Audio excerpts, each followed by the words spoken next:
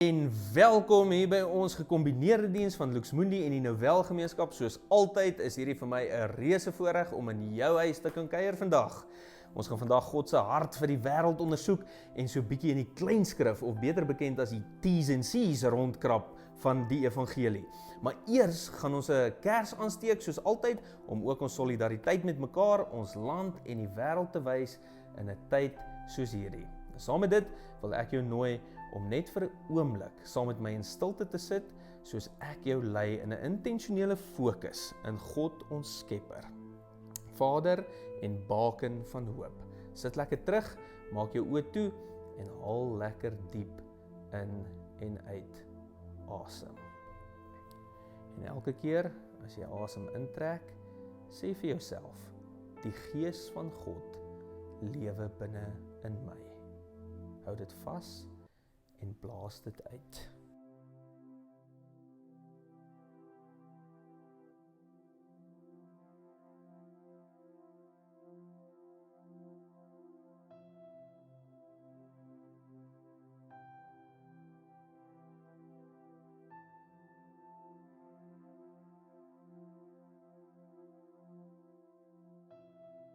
Die Gees van God lewe binne in my. Hou dit vas en nou elke keer wanneer jy uitblaas, sit daai een ding wat nou groot is in jou lewe, ding waaroor jy bekommer, wat jou laat stres, 'n ding wat vir jou moeilik is, sit dit voor God se voete neer. Trek asem in, die Gees van God lewe binne in my, hou dit vas en as jy uitblaas, sit daai een ding voor God se voete neer.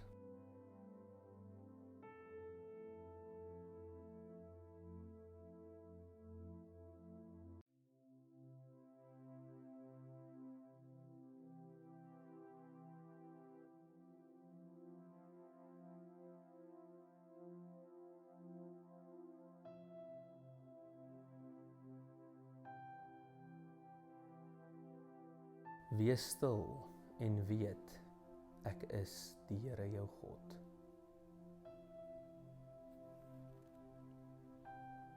Wees stil en weet, ek is die Here.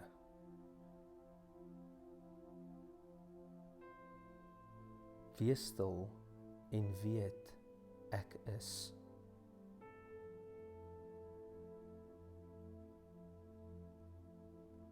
Wees stil en weet.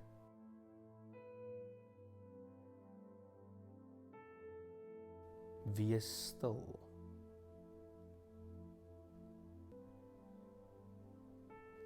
Wees. Amen. Kom ons loof die Here se naam.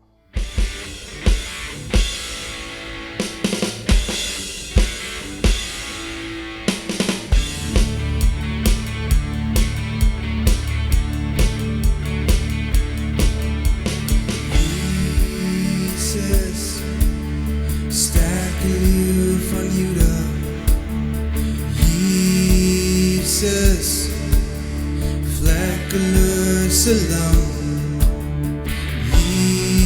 Jesus, oorwinnaar oor die dood.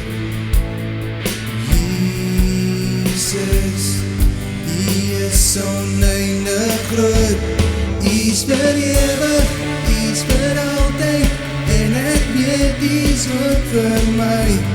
Word verheerlik, word verhoog deur al die lof wat jy in my.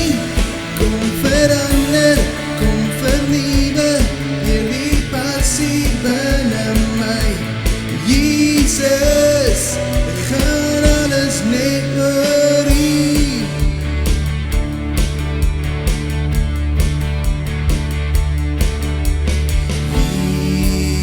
Jesus, sterke leeu van Juda. Jesus, vlekkelose lam.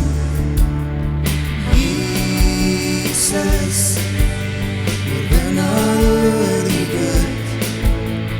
Jesus, U is oneindig groot, U is vir ewig, U is vir altyd, en ek weet U is ook vir my.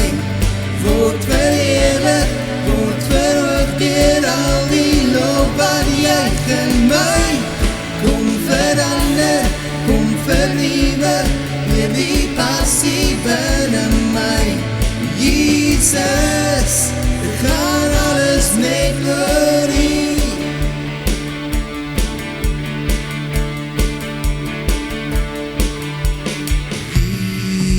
Jesus, Jesus, Jesus, Jesus, Jesus. U is oneindig groot, U is vir ewig, U is vir altyd, en ek weet U is ook vir my. Word verheerlik, word verhoog deur al die lof wat juig in my. Kom verander, kom vernuwe, deur die passie binne my. Jesus, dit gaan alles net oor U. Dit gaan alles net oor U. Dit gaan alles net oor U.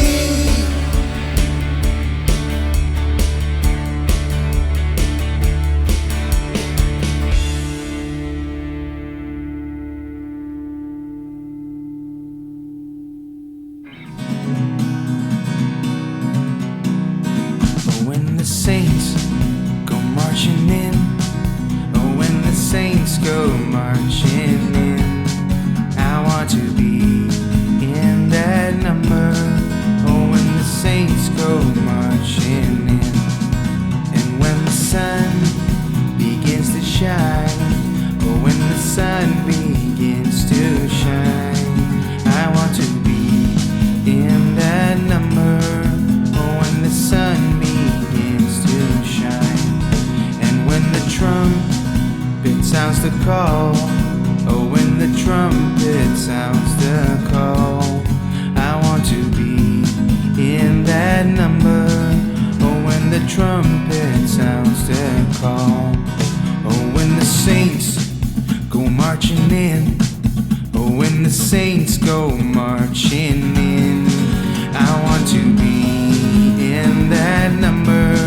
Oh, when the saints go marching in, oh, when the saints go marching in, oh, when the saints go marching in, I want to be in that number.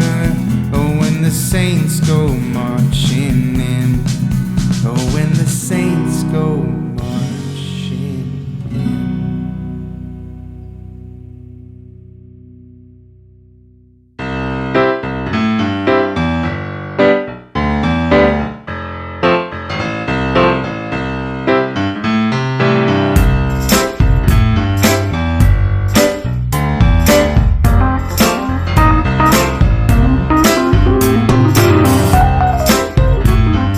Ek is seker Ivan gaan my kies om vanmiddag saam met hom te gaan slaap. Ag, skilpad, wat gee jou daar idee? Jy's te stadig en te groot en te hard. Niemand is so lekker sag en snoesig soos ek nie. Hasie, ek is nie so sag en snoesig soos jy, maar Ivan hou meer van katte soos ek. Wel, as ek so kyk na wat hier onder ons neuse gebeur, gaan nie een van ons by Ivan slaap vanmiddag nie, maar eerder 'n paar Toy Story blokkies. Jy is reg, Apie. Kyk net hoe lekker speel Ivan met die blokkies. Dink julle Ivan het van ons vergeet? Dit lyk nogal so vir my, wat gaan ons doen? Ek gaan maar net eenvoudig vir Ivan moet oortuig dat ek die beste speelding in die kamer is. Ek sal hom wys hoe vinnig ek kan hardloop en spring, sodat hy dadelik so beïndruk sal wees en my as die beste speelding kies. Ag, asseblief, Asie, so asof dit vir Ivan sal beïndruk. Ek sal hom wys hoe rats ek 'n boom kan klim, sodat hy my kan kies en sien dat ek die beste speelding in die kamer is. Nee wat, julle is amateurs. Ivan hou van wegkruipertjie speel en ek sal hom wys hoe goed ek kan wegkruip. Hy sal my dadelik as die beste speelding kies. Ek weet dit sommer.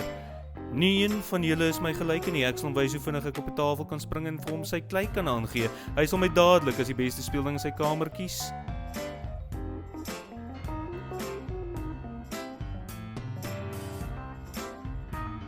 Ivan, kom kyk hoe vinnig ek kan hardloop en spring. Kyk net hierso. 1, 2, 3.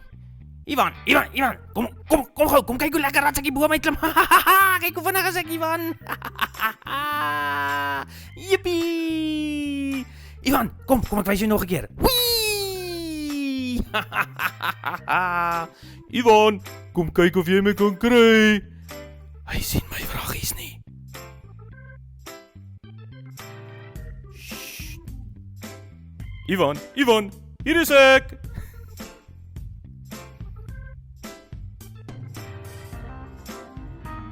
Ivan, kyk hoe hoog kan ek spring. Wee! Ivan, nee, los die skilpad daar. Los hom uit. Kom ek wys jou weer hoe hoog ek kan spring. Wee! Saam met wie gaan Ivan slaap vanmiddag? Maats, Ivan het sommer al die poppe saam met hom laat slaap vanmiddag. Ivan stel nie belang in wie die beste speelding in sy kamer is nie. Hy is lief vir elkeen van hulle net soos hulle is. Die speelgoed het vandag 'n belangrike les geleer. Jy kan net jouself wees. Dit gaan nie maak dat Ivan meer of minder van jou hou nie. Nou net so werk liewe Jesus in ons lewens. Baie keer dink ons dat Jesus nie van ons hou nie omdat ons sekere dinge doen of nie doen nie. Ons dink ons moet vir Jesus beïndruk deur meer vroom te wees, maar Jesus is altyd ewe lief vir elkeen van ons. Niks wat ons doen kan hom meer of minder van ons laat hou nie. Ons moet ook 'n belangrike les leer vandag. Jesus is baie lief vir almal en ook vir my. Kom ons sê dit saam, maats. Jesus is baie lief vir almal en ook vir my.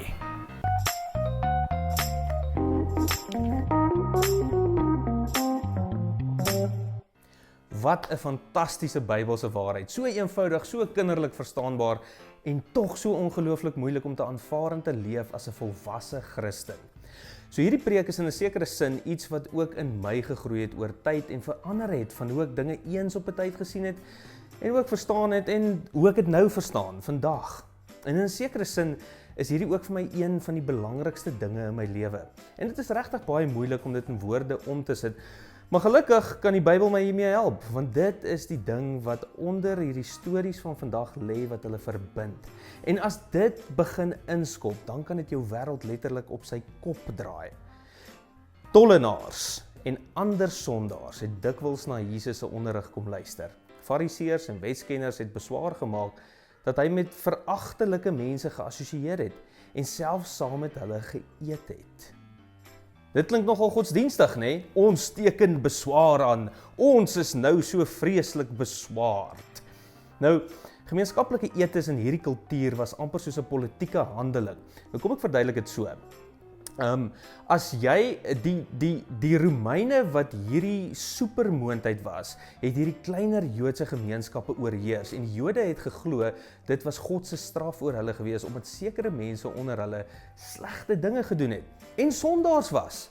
Wel, ek het mense al letterlik dit hoor sê oor COVID-19. Dit is ons straf waar ons nou is.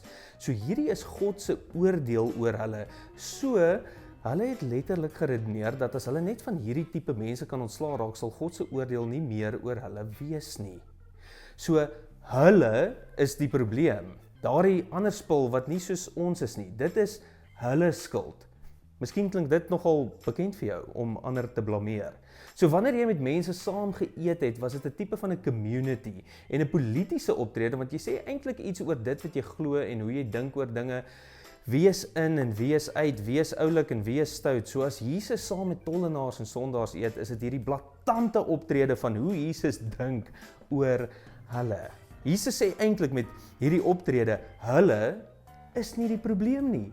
So jy kan insien dat hierdie beswaarde mense beswaard kon wees. Trouwens, Jesus het hierdie sondaars verwelkom. So, iets interessants. In hierdie kultuur waarin hierdie verhaal afspeel, was dit die gebruik dat wanneer jy 'n gasheer is en dis mense verwelkom, het jy ook 'n klomp mooi dinge van hierdie mense gesê by die aanvang van so 'n ete. Dit was maar die praktyk gewees. So, jy sou behoorlik met die heuningkwas ingeklim het en jou gaste gekomplimenteer het en vir hulle gesê het hoe wonderlik hulle is en hoe oulik hulle is en mooi dinge van hulle gesê het en vir hulle gesê het.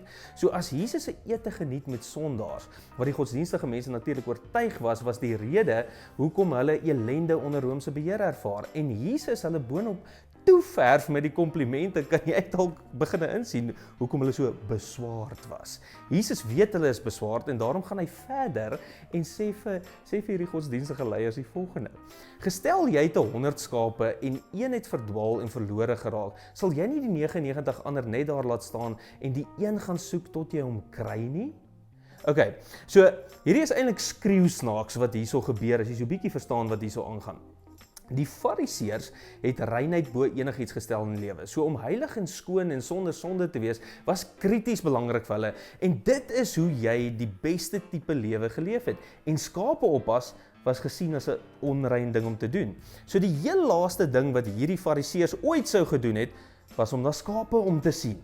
So, verstaan nou mooi, hulle is beswaard en ontsteld en diklip. Jesus weet dit en hy sê vir hulle, gestel een van julle het 100 skape. Dit is eintlik super offensive wat Jesus hier doen. 100 skape in hierdie konteks beteken dat 'n klompie gesinne hulle skape saamgesit het en mense gehuur het om daarna te kyk. Wat beteken, jy het nie die skape besit nie, maar jy het gewoon daarna omgesien. So, dan gaan Jesus aan en dan sal jy hom met blydskap op jou skouers huis toe dra.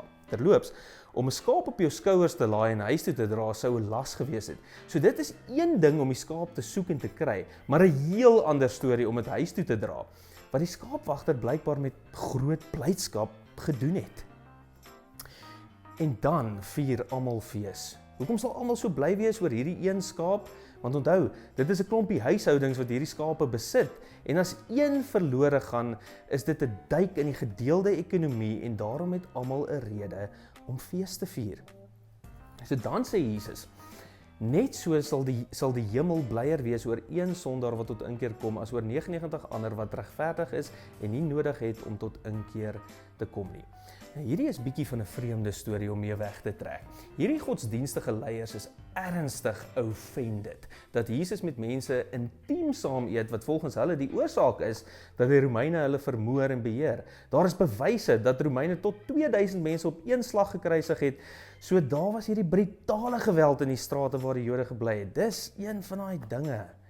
Hierdie godsdienstige leiers het 'n baie spesifieke verstaan oor hoekom dit gebeur en wie dit veroorsaak. En Jesus kom en sê eintlik, hierdie mense wat julle dink is die oorsaak van al julle elende, dit is my mense hierdie. Hulle is eintlik okay. Inteendeel, ek gee vir hulle 'n stortvloed van komplimente en ek is gasvry teenoor hulle.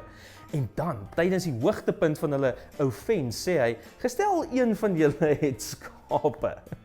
En dan vertel Jesus 'n storie van vreugde en feestelikheid en iets wat verlore was, maar wat gevind is. So terloops, die skaap doen niks om gevind te word nie. Die skaapwagter vind dit, tel dit op en doen die werk om dit terug te dra. Dis interessant, né? Dit is 'n baie interessante ding. So Jesus is nou on the roll hierso. Hy vertel dan 'n storie van 'n vrou wat 'n waardevolle muntstuk in haar huis verloor het. Jy weet, dit is amper asof hy sê, julle dink die skaapstorie was lekker, check hierdie storie uit. En dan begin hy hierdie storie vertel. Of veronderstel, 'n vrou het 10 waardevolle silwermuntstukke en verloor een daarvan. Sal sy nie 'n lamp opsteek in die huis van hoek tot kant uitvee totdat sy dit kry nie. En wanneer sy dit kry, roep sy haar vriende en bure om saam bly te wees omdat sy haar muntstuk gevind het. Net so is daar blydskap onder God se engele as net een sondaar tot inkeer kom. Net 'n kantaantekening. Die muntstuk doen niks om gevind te word nie. So jy kry hierdie beeld van iemand wat bekeer, maar die skaap in die muntstuk doen niks anders as om hulle self toe te laat om gevind te word nie. So Jesus is nou goed op dreef, want hy hou aan met 'n derde storie wat hy hierso vertel. 'n Man het 2 seuns gehad. Die jongste het vir sy pa gesê, ek wil my deel van die boedel nou hê, eerder as om te wag tot pa doodgaan. Die pa het toe ingestem om sy goed tussen sy 2 seuns te verdeel. Nou hierdie storie sou 10 keer meer offensive gewees het vir die fariseërs as die skaapstorie, want die pa se erfporsie sou eers opgedeel gewees het as die pa sou sterf. So om vir 'n pa te gesê het, om my erfporsie vir my te gee, is om vir 'n pa te sê, pa, ek wens jy was dood, jy is dood vir my, al waarvoor ek omgee, is jy wat dood is en jou geld wat myne word. En tog het die pa dit opgedeel, en dit beteken die oudste broer se erfporsie het net daar gekrimp. Klink soos die hoogbloei van die Zuma-jare waar elke Suid-Afrikaner se porsie gekrimp het. 'n Pa in hierdie konteks sou in elk geval nooit so iets gedoen het nie. Baie vreemde storie hierdie. Nie net omdat die seun uiters disrespekvol was in 'n kultuur wat super respek aan die patriarg betoon het nie, maar ook omdat die oudste seun se erfporsie nou inherënt gekrimp het. So hierdie is so skandalig. Die broer gaan dan ver weg, eindig op met niks en besef sy pa se slawe is beter af as hy en hy begin maar terugkeer huis toe. Op pad terug oefen hy wat hy vir sy pa gaan sê. Ek het gesondig en is nie jou seun werd nie, maak my maar een van hierdie slawe van jou. So hierdie is die storie wat die seun vir homself vertel en wat hy nou glo en dink van homself. Ek is nie langer werd om jou seun genoem te word nie. Terwyl hy daar staan en loop en dit dink. En dan kom vers 20. En toe hy nog ver weg was, het sy pa hom gesien aankom. Oorweldig met liefde en deernis het hy na sy seun toe gehardloop, hom omhels en hom gesoen. 'n Paar dinge hier.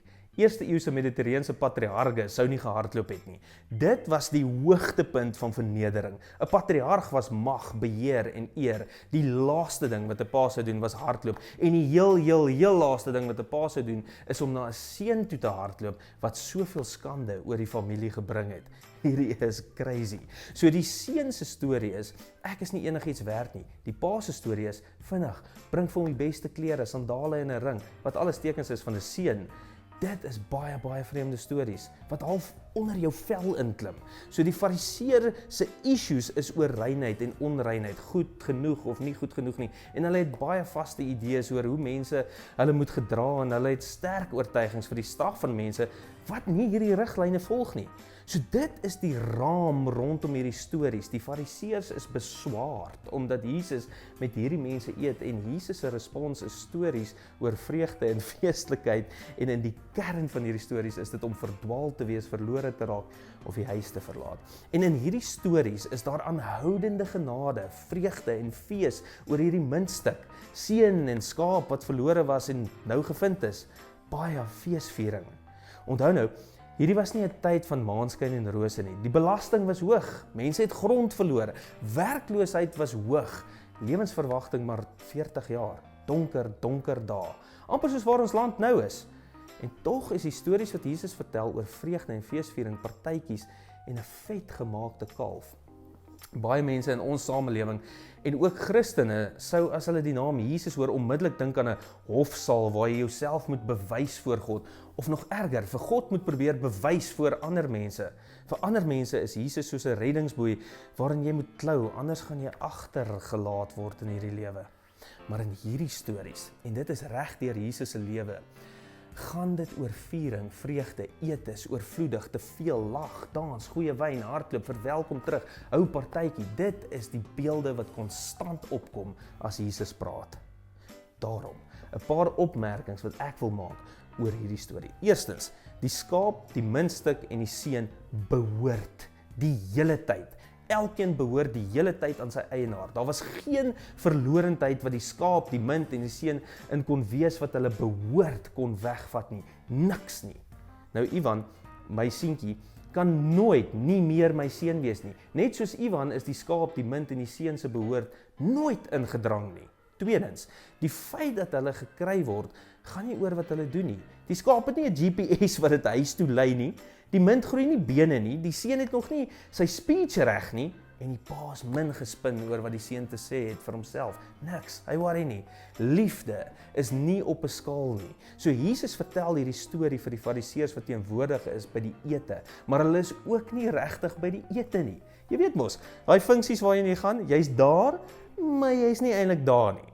So Jesus vertel hierdie stories vir mense wat daar is en tog kies om nie daar te wees nie. Dit is soos hel, om by die ete te wees en nie daar te wees nie. Die oudste broer is by die fees, maar hy is nie daar nie. Hy kan dit nie ontvang nie, hy kan nie fees vier nie. Dit is 'n hel op aarde om tussen al die omgee, liefde, vrede en genade te wees en nie deel te neem nie. Nou, ons kan natuurlik kies om 'n ander storielyn te volg. Ons kan kies soos die seun om die storie te volg van ek is nie goed genoeg nie en ek is nie iets werd nie. Jy kan dit besluit. Jy kan al jou sondes lys. Jy kan vir ons presies beskryf hoe verlore jy is. Maar dit is belangrik om te besef. Dit is ons idees. Dit is jou idee. Nie Jesus se nie. Dit is 'n stuk hel wat jy skep. Jesus kom red jou van hierdie stukke hel wat jy self skep. En ja, jy kan fabels skep wat sê, maar daai persoon het dit makliker, of iemand het my ingedoen daar, of hy is net gelukkig en sy is geseënd en ek is nie in die regte familie ingebore nie. Ons kan daardie stories vertel as ons wil. Maar dit bly ons storie. Jesus kom vertel vir jou 'n ander storie oor jou, 'n storie waar jy gevind is, en al wat oorbly is om jou gevindheid te vier. So hierdie stories is oor 'n liefde wat uitgaan en dit vind wat verlore was. Dit is genade, en genade is absurd. Genade maak geen sin nie. Genade eet saam met enige iemand met wie dit wil. Genade speel op sy eie reëls, en genade lag in die gesig van konvensionele wysheid wat vir ons wil vertel hoe dinge werk. Genade hou nie telling nie, en dit maak al ons strewes, ooreising, aanstellerigheid, selfpromovering en myself bewys so absurd. Genade is absurd, en dit maak al ons probeer om te verdien wat ons reeds het net so absurd lyk soos wat dit reeds is. Jesus kom vertel nie vir jou, jy is goed genoeg nie. Want om goed genoeg te wees, was nooit die punt nie. Dit was nooit die spel wat genade speel nie. God het nog nooit telling gehou nie. Al jou debietpunte en jou kredietpunte maak jou nie skielik 'n seun of 'n dogter nie, want jy het nog dit die hele tyd behoort. Het jy al mense gekry wat heeltyd vir jou moet vertel hoe hard hulle werk, amper asof hulle smeek om net raak gesien te word, om net simpatie te ontlok? Dink ons vir een oomblik dat God beïndruk is daarmee? Jesus kondig aan, dink jy het die punte gekry vir dit? Jesus kom sê, hey, moenie daardie gesig van jou so trek nie, moenie heeltyd vir almal vertel van die konstante moeilike dinge wat jy moet doen vir die saak nie. Kom aan, hou op met daai gesig waarmee jy seker maak almal weet hoe hard jy werk en hoeveel punte jy verdien. Die muntstuk het niks anders gedoen as om verlore te raak nie. Die skaap het niks gedoen anders as om af te dwaal nie, en tog het hulle behoort die hele tyd. God is nie beïndruk met hoe oulik jy is, hoeveel geld jy vir welsyn of die kerk gee nie, hoeveel goue bekers op jou pel moet staan nie, hoe hoog jou IQ is nie, wat jou titels en suksesse is nie. As jy so 'n speletjie speel, gaan jy nooit die fees kan geniet nie. Hoor mooi, dis nie dat jy nie by die fees is nie, jy is daar, maar jy kan nie fees vier as jy sulke speletjies speel nie. Natuurlik wil ons nooit verlig en dinge bereik in die lewe, moenie my verkeerd verstaan nie. Maar as die gees wat hierdie dinge dryf gewortel is in iets wat vir jou iets verdien, dan is dit 'n ding wat jou dryf om iets te doen, omdat jy niks werd voel nie. En as jy hierdie goeie dinge doen, sal jy dalk waardevol voel. Die evangelie is hierdie absurde aankondiging dat genade die waarheid is en dat God nooit ooit daardie game speel nie. Dit is radikale genade vir almal. Jy moet doodgaan in die idee dat jy moet punte verdien. Hierdie gaan baie diep, né? Kan jy sien hoe diepgaande hierdie vir jou lewe, jou werk, jou huwelik, jou eie ouerskap, jou vriendskap, jou vrygewigheid kan wees? Dit beteken nie, jy het nie die gevoel van seer kry en verlies en woede en vernedering nie. Dit gebeur. Maar op die diepste vlak van hart en siel en gees behoort jy reeds. Daar waar jy tussen ander voel, jy behoort nie. Daai mense wat net alles so soemloos doen in die lewe. Daai mense met die groter huis, kar, werk, wat jou laat twyfel in jouself.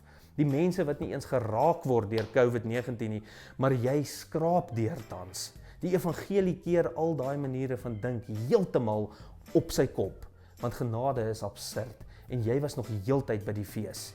Daar's geen T's en C's by Jesus nie, niks om te bewys nie, niks om te verdien nie, jy is vry, vry om te werk en die geskenk te gee.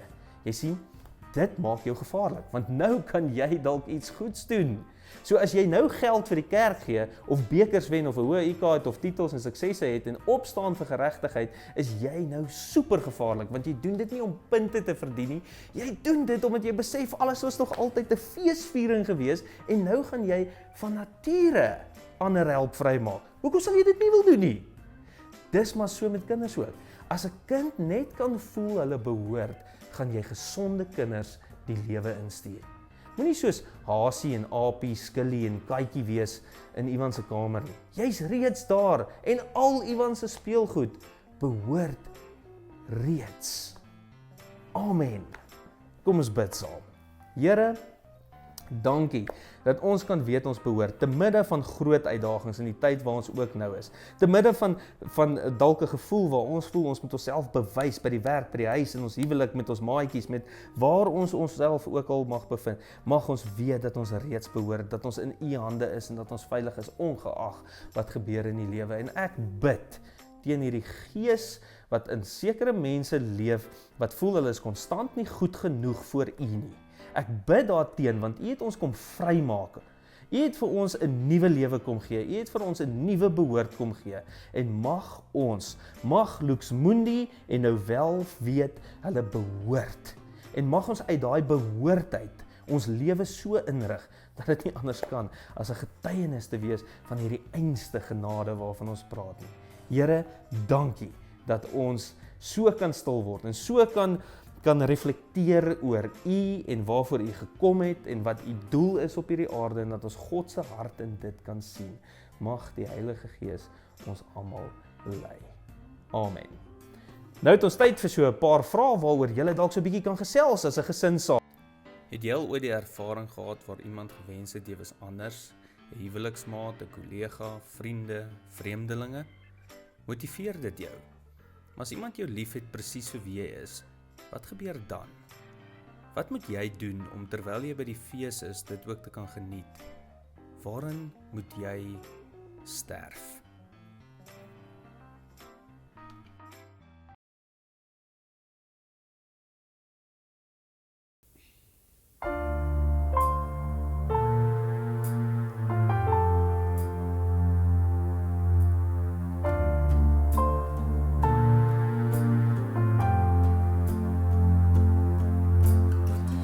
There's a grace when the heart is under fire, another way when the walls are closing in. When I look at the space between where I used to be in this reckoning, I know I will never be alone. There was another in the fire standing next to me. There was another in the waters holding back the seas. Should I ever need reminding of how I've been set free? There is a cross that bears the burden where another died for me. There is another in the fire.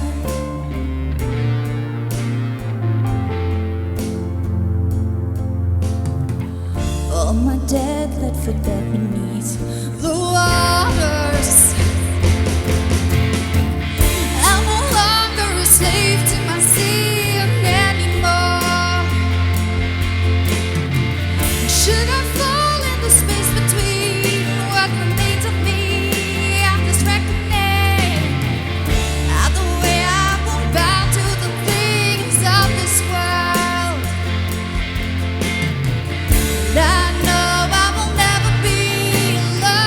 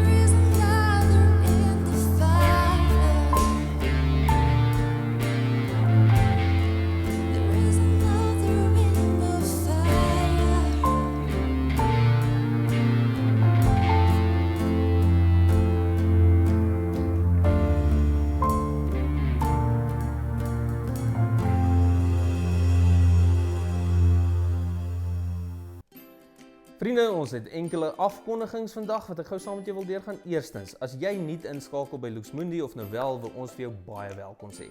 Hier is enigiemand welkom en jy kan kom net soos jy is. Ons het geweldige waardering dat jy ons oorweeg op jou geestelike reis. En dit is vir ons 'n voorreg om hiervan te kan deel wees. Dankie dat jy hier by ons inskakel. Tweedens, onthou dat jy kan help in hierdie tye van nood en jy kan ook hulp ontvang. Daar is baie behoeftes hier buite. Skakel asseblief met ons noodverligtingshande, vaar ons gemeenskapsentrum en dan ook met elke sent. Jou bydrae en veral fisiese hulp is baie nodig tans. Laastens, 'n groot dankie aan elkeen wat getrou bydra aan die kerk. Dit stel ons in staat om voluit te kan bydra tot ons gemeenskap op vele terreine. As jy nog nie bydra nie, wil jy dit nie asseblief sterk oorweeg nie.